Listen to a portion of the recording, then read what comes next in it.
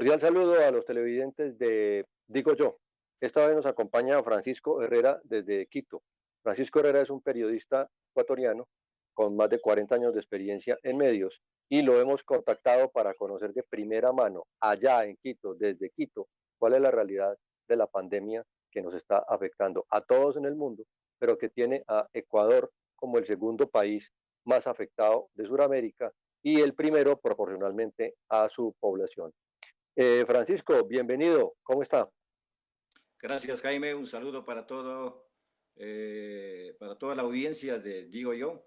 Estamos acá para conversar, para analizar el tema de la afectación de la pandemia del COVID-19 a Ecuador. Como los números lo dicen, es el segundo país en América Latina, el más afectado, el más golpeado por esta pandemia, por esta dificultad que atravesamos en los actuales momentos todo el mundo, y teniendo como foco rojo de este tiempo a los Estados Unidos. Estamos aquí para conversar, analizaremos el tema a profundidad y aspiro a poder absolver cualquier inquietud que tengamos sobre lo que ocurre acá en Ecuador.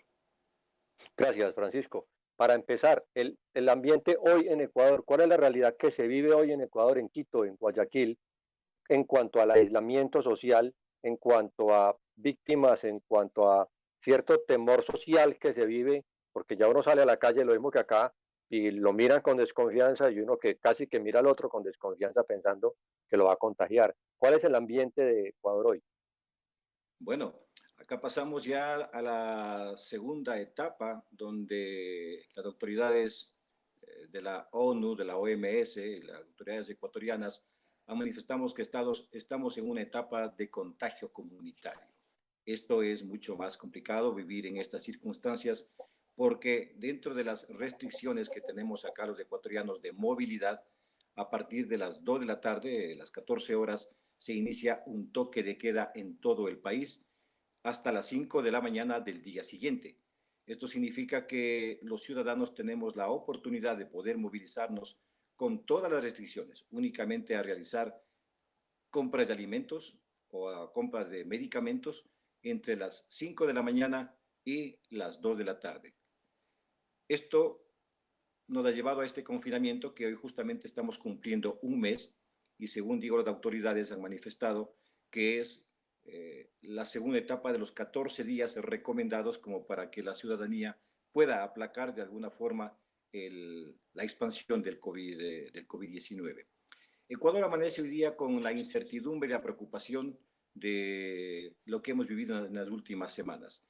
El primer contagio vino desde Europa por una ciudadana del sector de la costa ecuatoriana, y ahí se produjo el foco de infección para todo el país. El Ecuador amanece con 7.858 contagiados, con una cifra de 388 muertos confirmados por COVID, y hay otra cantidad numérica similar de fallecidos con probable COVID. Esto dentro de las probabilidades, significa que a estos cadáveres todavía no les han logrado identificar si es que efectivamente murieron por el COVID, porque dicen las relaciones de autopsia que murieron por problemas de neumonía, que lo más probable es que haya sido por el COVID.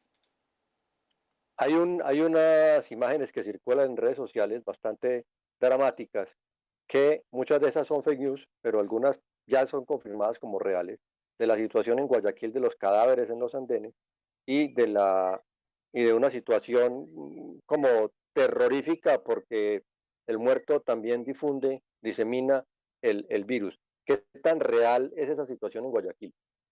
Bueno, la verdad es que tú, Jaime, mencionaste lo de las fake news, y eso efectivamente se ha producido en gran cantidad.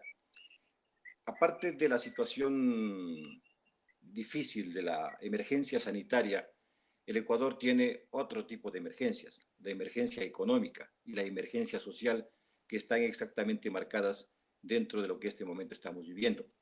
Acordémonos que el país está saliendo de una situación, o quería salir de una situación realmente crítica dentro de la economía. Es uno de los países extremadamente endeudados de la región. Tenemos aproximadamente una deuda de 60.000 millones de dólares. Esto es una cifra muy, pero muy grande. Y entonces, eso significó como para que el Ecuador no pudiera tomar las decisiones, a pesar de que una situación como esta, ningún país estaba preparado. En Ujú. relación a la pregunta de las imágenes que se han podido ver, yo no creo que cabe en la mente sana de un ciudadano común y corriente que cierto grupo político acá en Ecuador quiso aprovecharse de las circunstancias como para difundir el caos y sacar beneficio político. Y específicamente me refiero al expresidente Rafael Correa. En el pasado mes de octubre, esta agrupación política liderada por el ahora ya sentenciado Rafael Correa por casos de corrupción, en el mes de octubre pasado quiso aprovecharse y causó el caos en el país. Y esto se repercutió y comenzó a generarse problemas en toda Latinoamérica. Colombia fue afectada por sus protestas, Chile de una manera escalonada realmente terrible. Estas fake news fueron generadas precisamente por ese grupo político, porque el expresidente Rafael Correa tiene, considero yo, entre ceja y ceja, sacarle del gobierno al presidente Moreno. Nadie aquí en el país, la gente pensante, consideraba que podía vivirse del mal ajeno para tratar de sacar tajada política. Esa es una situación. Sí, efectivamente, el sistema sanitario está a punto de colapsar, o probablemente ya ha colapsado el sistema público. Como dije, ningún país en el mundo estuvo preparado para una pandemia. Y lo podemos ver en Italia, en España, ahora en los Estados Unidos, potencias económicas y sanitarias con las crisis que ha tenido. El Ecuador quedó en soletas en el sistema sanitario, en soletas, sin presupuesto. Ante una pandemia de esas características, le cogió realmente con las manos atadas. Efectivamente, todos los muertos que se pudieron ver no eran precisamente por el tema del COVID. Al estar con medidas de restricción, el Ecuador y especialmente Guayaquil y algunas zonas aledañas tenía una cifra importante de muertos que se mueren diariamente por otras causas. Y en vista de que los parientes, la familia no podía darles cristiana sepultura, no le quedaba otra alternativa que sacar probablemente el cadáver a la calle. Muy duro decir esto, pero sin embargo, esa es la realidad. El Ecuador tiene aproximadamente una cifra de 6.000 muertos al mes. Esa es la cifra que Ujú. registra el registro civil, valga la redundancia, para el tema este de las personas que fallecen mes a mes. Pero esto con la pandemia significó un incremento. Sistema sanitario colapsado, funerarias cerradas, la gente que hacía. Intentamos que a esta altura del tiempo en Guayaquil están en temporada invernal, con temperaturas elevadas, y tener un cadáver en su habitación o en su casa más de un día, 2 días, eso debe haber sido extremadamente complicado. Un poco por ahí la respuesta a eso, si hay alguna inquietud. Cuando se habla, Sí. Francisco, de estas zonas, para que lo entienda toda la gente que nos está viendo en Colombia, y está hablando específicamente de las zonas del Pacífico. Eh, Cuando del habla de estas zonas Pacífico, sí, referente sí, a que la gente sale sin respeto así, por la cuarentena. de la zona del Pacífico y específicamente de la zona del Pacífico de tres grandes provincias que son Esmeraldas, que está colindando al norte o al sur con Colombia, Esmeraldas, la provincia de Manabí, que tienen altos grados de contagio, pero fundamentalmente la provincia del Guayas, que está ubicado en el extremo sur occidente del Ecuador, es en el Pacífico especialmente, en el sur occidente del país. Entonces, son zonas que Guayas específicamente está ahí. Y esto se produce más en los cinturones de miseria, que lo podemos conocer, donde está asentada la mayoría de población que tiene dificultades sanitarias, que tiene dificultades económicas, que tiene dificultades de cualquier característica. Y esas son las personas que no se han comprometido decididamente a cumplir las disposiciones. Ha salido el ejército y el ejército va y les pide, les empuja, váyanse a su casa. Ahora, bien difícil y complicado que esas personas que viven en esos cinturones de miseria, que no tienen alcantarillado, agua potable, dificultades de todas las características, puedan estar encerrados en una habitación de 6 por 6 donde viven 8 personas sin aire acondicionado, sin ventilación. Entonces, la gente acostumbra en esos sectores a salir al portal de su casa a tomar fresco, como dicen ellos, a tomar aire. Y eso les ha complicado y eso, o sea, es por eso uno de los motivos que está concentrado ahí la pandemia. Entonces, no, Perdón, Javi, le interrumpo. Ahora que habla usted del tema de los cadáveres en las calles, ahora hablábamos de eso con Francisco. Francisco hace una mención a el expresidente Rafael Correa, que dice que, donde Francisco afirma que es uno de los que se aprovechó de la situación eh, para generar disgusto en el gobierno, en la población, con el gobierno de Lenín Moreno. Por el otro lado, Correa ha dicho que su condena ha sido una retaliación del gobierno de Lenín Moreno y un sofisma de distracción para el mal manejo de la crisis. Francisco, ¿qué se dice en Ecuador respecto a esos dos polos tan opuestos de quienes fueron compañeros de gobierno, Lenín y Correa?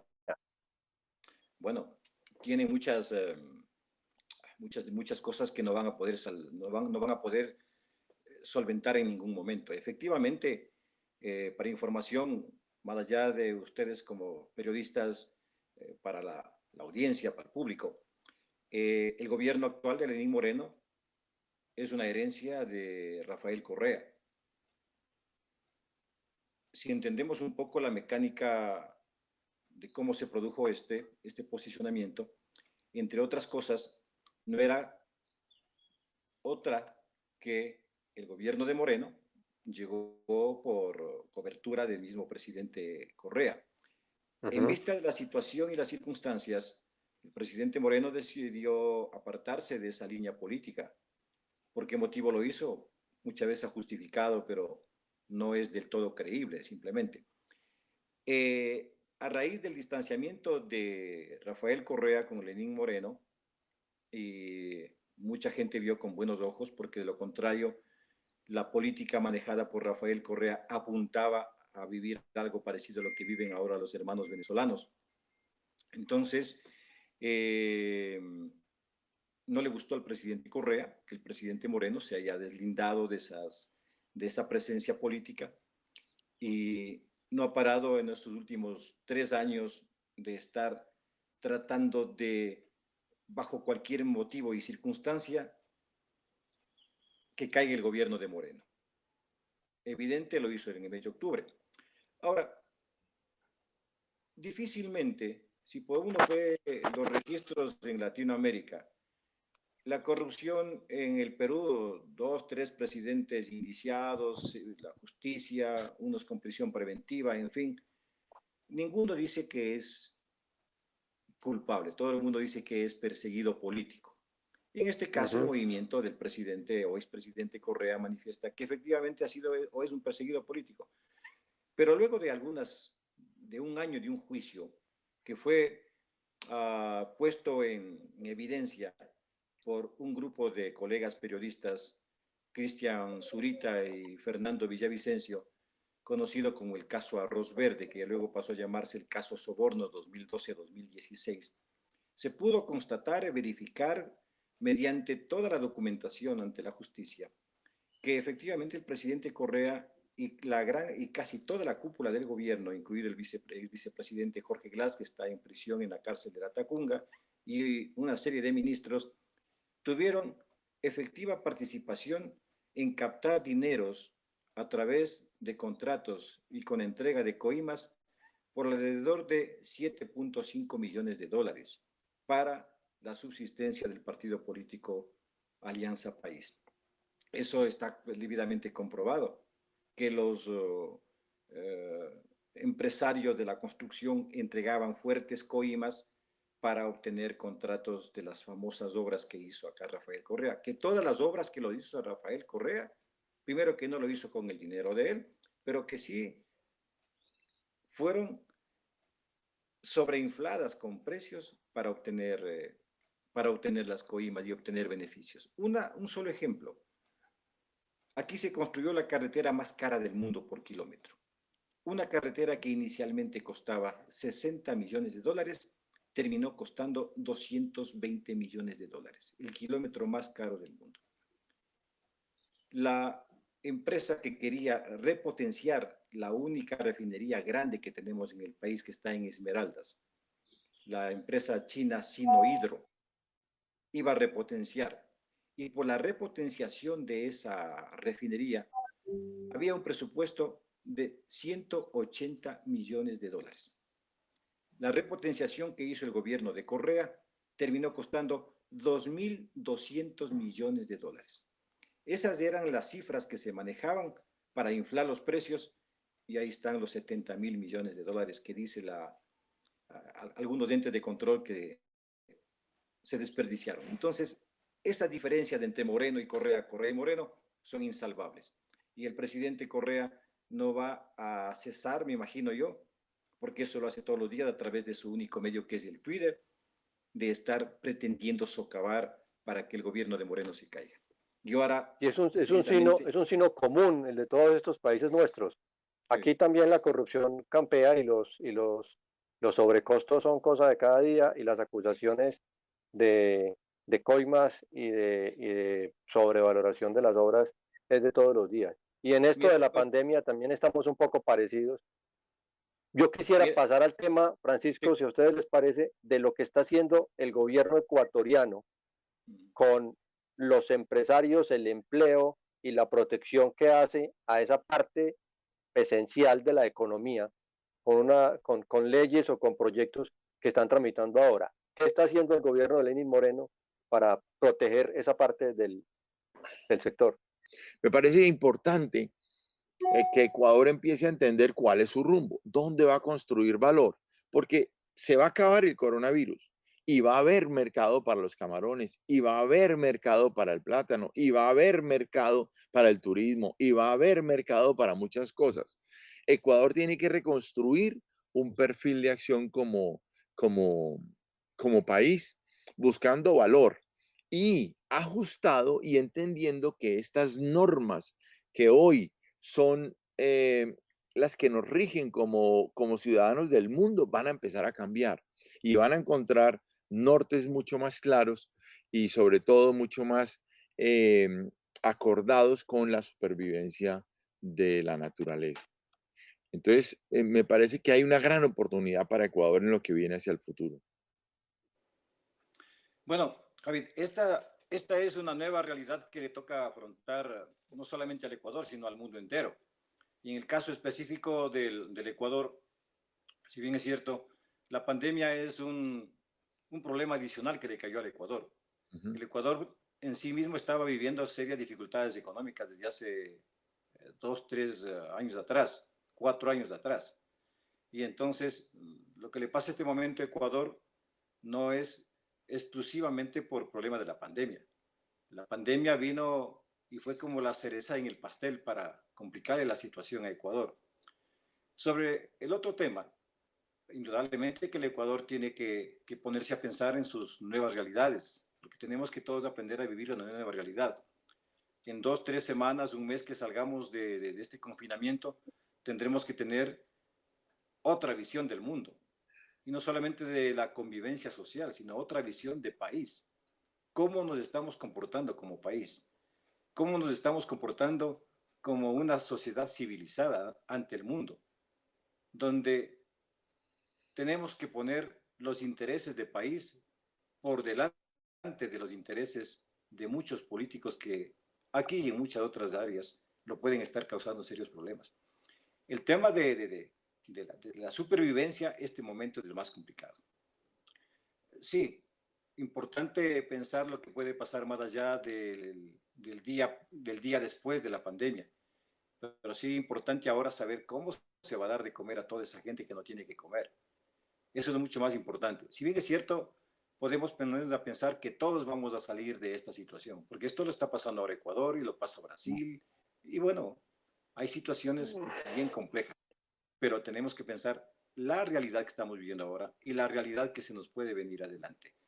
En este momento hay una serie de discusiones a nivel ejecutivo, a nivel empresarial, y lo que hace momentos señalaba Javid en el tema de rebajar horas de trabajo y cosas parecidas, precisamente hoy día el Ministerio de Trabajo termina decidiendo la no aplicación de un pedido que podía darse por única vez por parte del empresariado, que durante 3 meses el empresariado no pague sueldos ni tampoco aportaciones al seguro. Eso hubiera sido catastrófico.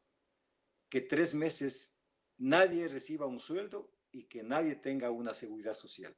Ventajosamente hoy día termina una de las autoridades del gobierno, el Ministerio de Trabajo, decidiendo que eso no se va a aplicar. Quería decirles que como ya estamos completando la hora del programa, los invito a finalizar con la reflexión que ustedes hicieron ahora sobre el posible cambio de valores que tendrá que sufrir la humanidad post pandemia, pues porque esto puso patas arriba todos los que teníamos. Pero les propongo una hipótesis: si mañana, dentro de 15 días, aparece una vacuna contra el que prevenga del contagio y una cura para los contagiados, en 15 días, digo yo, creo, como hipótesis, al dentro de un mes, a todos se nos habrá olvidado esta maldad. Ustedes de verdad, esta situación, ustedes de verdad piensan que la especie humana está tan desarrollada y tan madura como para tener esta experiencia y obrar en consecuencia siendo un poquito mejores. ¿Piensan eso de verdad? Francisco. Sí, Jaime, la nueva realidad va a ser precisamente eso. El caso específico de Ecuador, que tiene como su base de sustento económico es la exportación del petróleo, que ahora el precio está muy venido a menos con todo lo que ha pasado en el mundo. Los países que hemos vivido de los commodities, ¿no es cierto? El Ecuador tiene un problema bastante complicado en lo económico. El gobierno anterior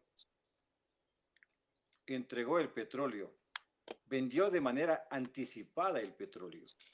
Es decir, que todo lo que produce este momento el Ecuador, que apenas son 500.000 barriles de petróleo, un poco más, un poco menos, la gran mayoría de esa producción se va hacia donde los chinos, porque el petróleo, el dinero ese ya lo entregaron al gobierno de Correa porque hizo una venta anticipada de petróleo, ¿no es cierto? Entonces, toda la producción en este momento se va hacia los chinos. Este momento para el país no es negocio producir petróleo al bajo precio que está. Es más cara la producción que lo que mismo cuesta el barril. El barril cuesta, hasta ayer costaba $19 y la producción del barril cuesta entre 30 y 40 dólares. Lo más adecuado sería no producir petróleo porque es más barato no producir, pero es un grave problema. ¿Cómo va a afectar esto al mundo? El mundo tendrá que reinventarse definitivamente, dentro de lo económico, dentro de lo social, y eso lo viviremos como producto de esta pandemia. Esperemos que pase esto y que podamos tener una mejor visión del mundo y esto, que podamos aprender esta dura lección que nos ha dejado esta pandemia y que el mundo sea diferente, el mundo post pandemia. Jaime, me parece muy importante lo que acaba de decir Francisco, me parece vital para entender claramente el gran reto que tiene Ecuador. Es cierto, Ecuador depende para su balance de pagos fundamentalmente del petróleo. Es cierto que es uno de los grandes productores de petróleo de Sudamérica. Acuérdate de, por ejemplo, Colombia, su vecino, produce 800.000 barriles. Creo que no han llegado nunca a 1.000.000 de barriles al día. Y Ecuador está produciendo 700.000 barriles de petróleo al día. Ahora, lo que yo pienso es que va a haber, el mundo está tratando de tranquilizar los precios de del desarrollo, o sea, está tratando de reconvertirse un poco para reconstruir la capacidad instalada industrial. ¿Por qué? Porque a nadie le conviene una crisis muy profunda en el desarrollo de la humanidad. Y uno de los elementos que es esencial para que eso ocurra es la estabilización del precio del petróleo.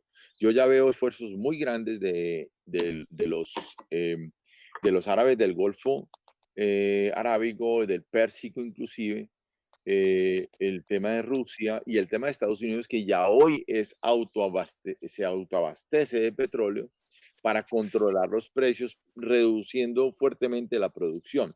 Entonces yo veo en el próximo año una estabilidad de los precios en los 60, 70 dólares el barril. Creo que en ese momento vamos a tener una economía mucho más floreciente en Ecuador. Pero el gran reto de Ecuador, y estoy muy de acuerdo con Francisco, es que nos va a tocar reinventarnos a todos en el mundo entero y no es una opción. No es que el ser humano tenga la opción de reinventarse o no, es que le toca reinventarse. Es que tiene que encontrar el camino de cohabitar con el medio ambiente, porque si no, va a destruir todo lo que tiene. Y ya lo entendió. Entendió que un pequeño virus como el coronavirus nos tiene arrodillados a todos y que el elemento más importante del desarrollo del ser humano, que fue que han sido, digamos, las etapas del desarrollo económico, partiendo de la gran etapa industrial o la novedad del desarrollo industrial en los 1800, 1900 y siguiendo por la revolución de las comunicaciones, del conocimiento, de los servicios. El ser humano es muy frágil frente a una pandemia de estas y las pandemias se dan fundamentalmente por el descontrol que existe en la cohabitación con la naturaleza. Nosotros como organización animal en este mundo nos va a tocar recuperar el norte, cohabitar y empezar a entender que no vivimos para consumir, que consumimos para vivir. Y en ese orden de ideas yo veo también a un Ecuador con muchas oportunidades. No se les olvide algo.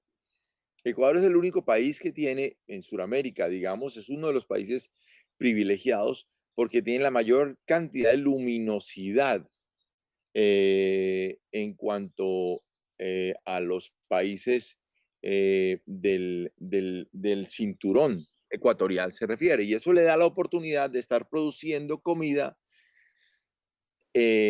todo el año, distinto a lo que pasa en el resto de los otros extremos. Ahí va a encontrar un Potosí importante para el desarrollo ecuatorial, para el desarrollo ecuatoriano. Y hay otros valores muy importantes en la naturaleza, en la cohabitación, en la manera inteligente como se construye valor. Yo siento que el mundo va hacia una racionalización del consumo y a reencontrarse con los principios de cohabitar como principio fundamental de existencia.